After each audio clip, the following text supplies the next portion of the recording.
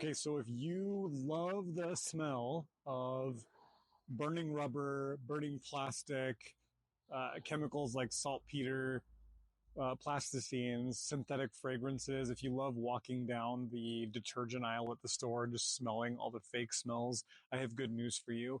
Most botanical incenses on the market are made from exactly that stuff: glue, rubber, plasticines, saltpeter, all kinds of disgusting stuff. Some people might call me an incense aficionado. I would say I'm more of an incense snob. And look, this is an important conversation because incense is herbal medicine, right? You've heard me talk about this before. I've got classes on my YouTube channel about this.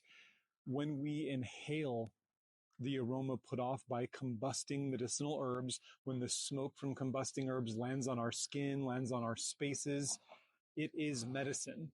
It's magic too, right?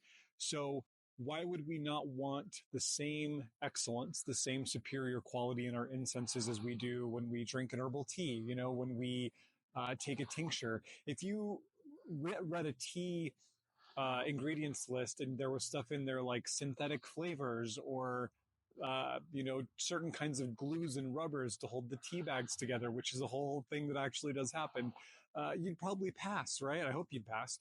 So let's talk a little bit about incense. I was going to do kind of a brand review, but I think it would be easier to just share the ones that I really like and maybe a couple that I don't, because that might surprise you. So first, let's get the baddies out of the way, right?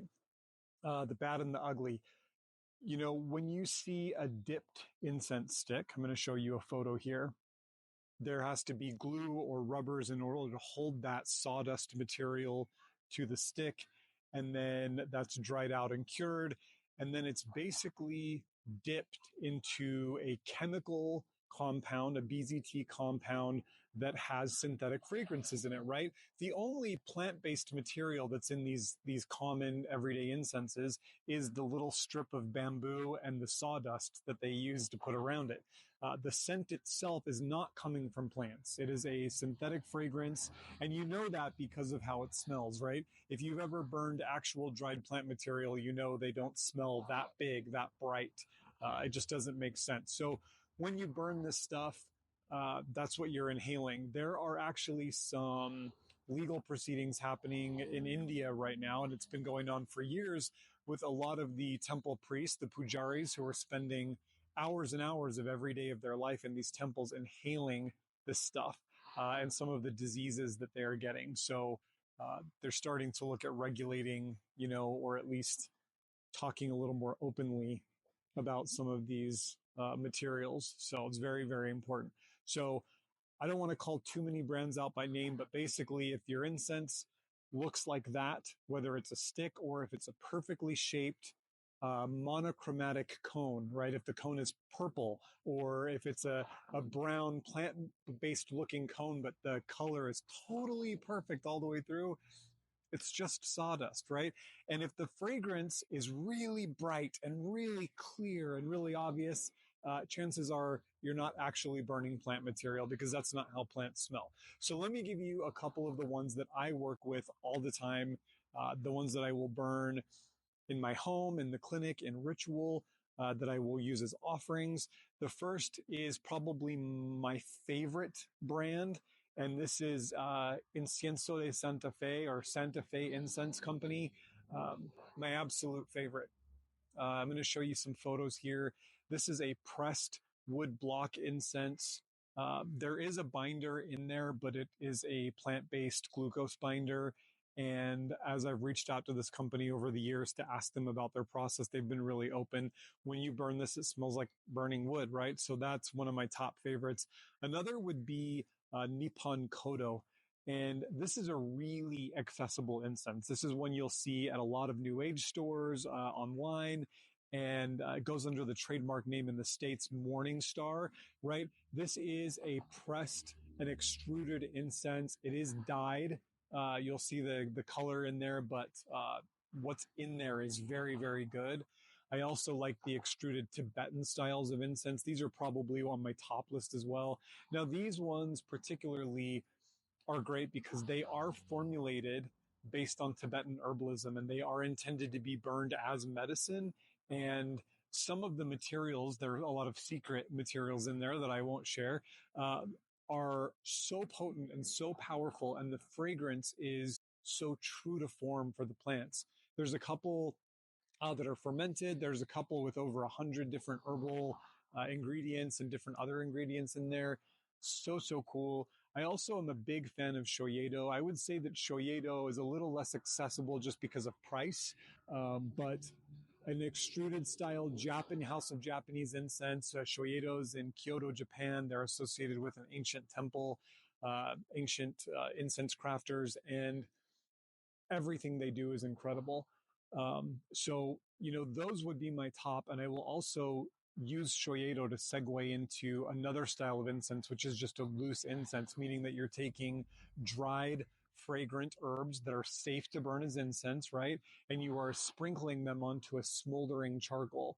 Now, the type A and double A charcoals from shoyedo are made from pressed linden wood. There is no saltpeter. There's no activator in there. There's no combustible. It's just pure linden wood or basswood charcoal. So very, very clean burning. You don't get that barbecue smell when you light them like you do with some of the shisha tobacco coals, or the Catholic store coals, right? And even those, I will use those coals. I'll light them outside, let them ash over, and then bring them in once that smell is gone.